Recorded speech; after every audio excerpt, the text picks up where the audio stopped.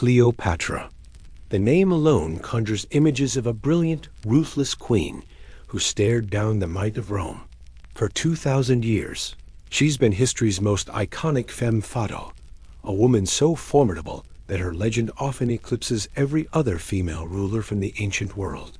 She's become the benchmark for feared queens, the ultimate symbol of a woman who wielded power, charm, and ambition like weapons.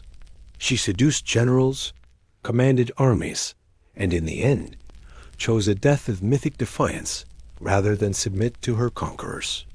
But what if I told you that her terrifying reputation was one of history's greatest smear campaigns, crafted by her enemies to justify their own ambitions?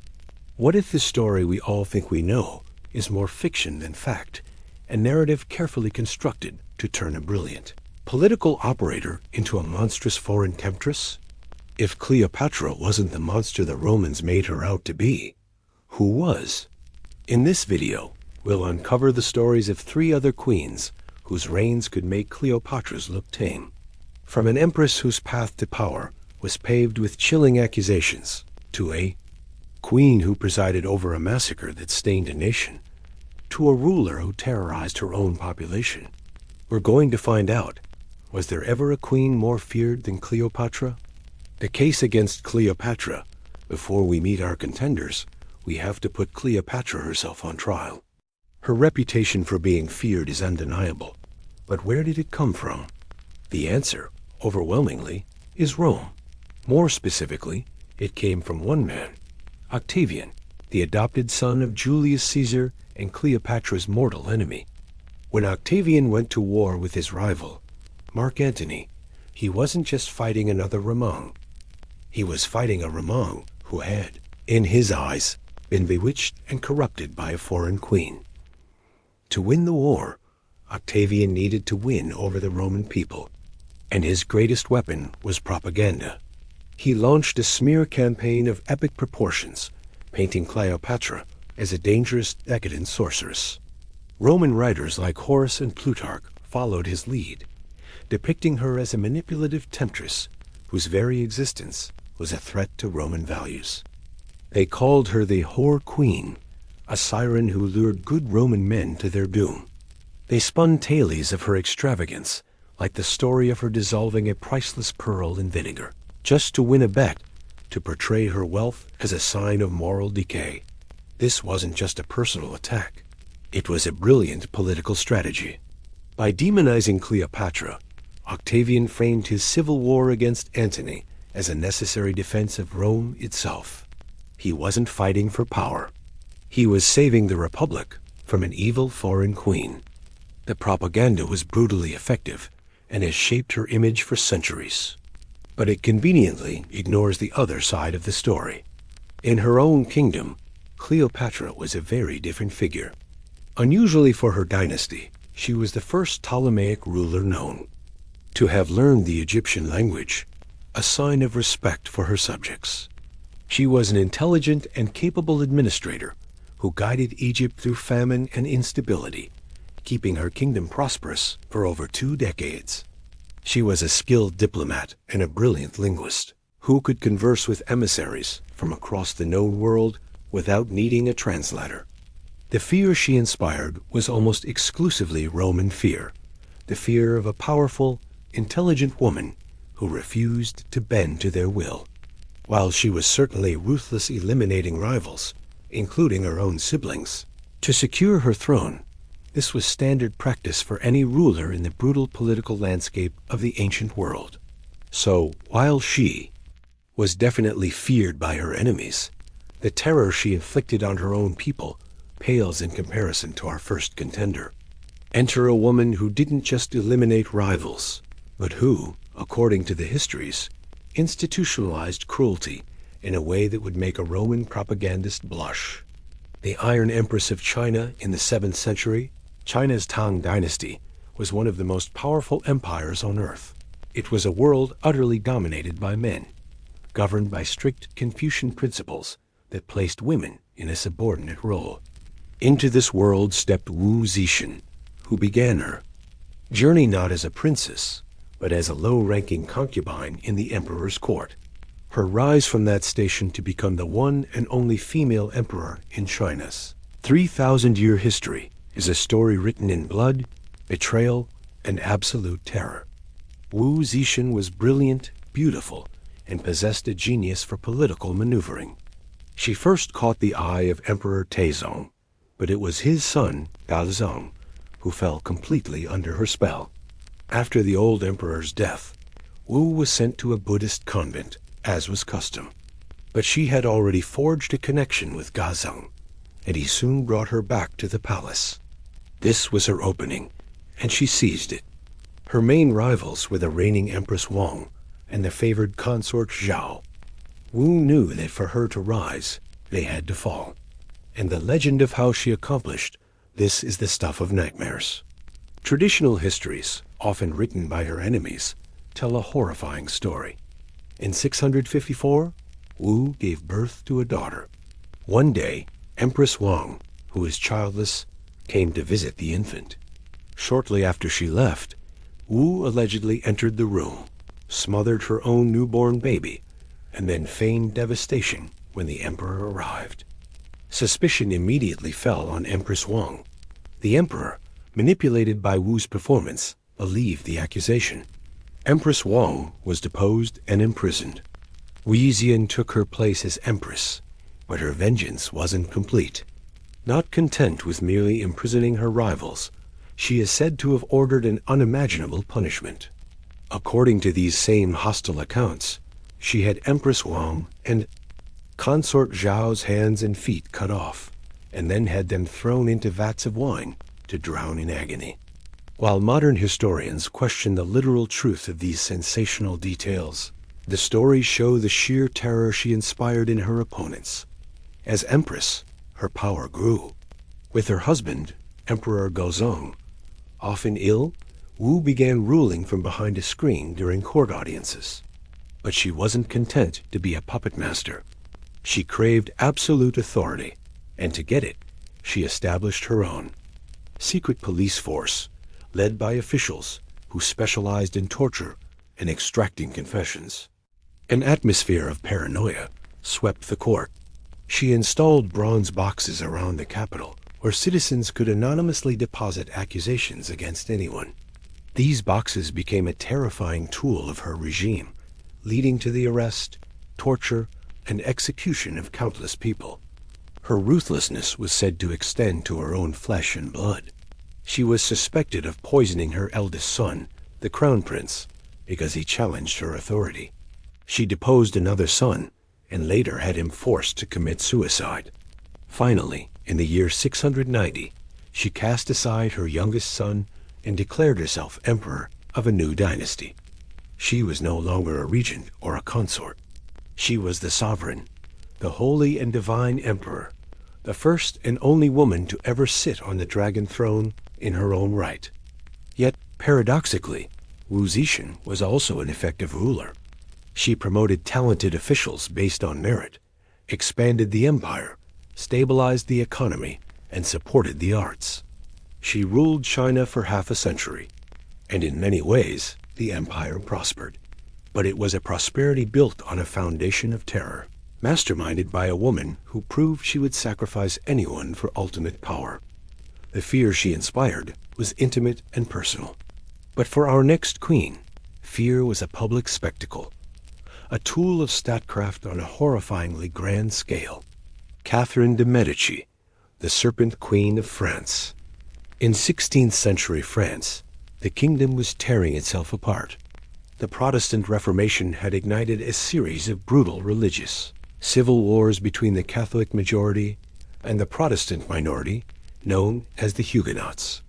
At the heart of this storm was an Italian noblewoman who would become one of the most hated figures in French history, Catherine de' Medici.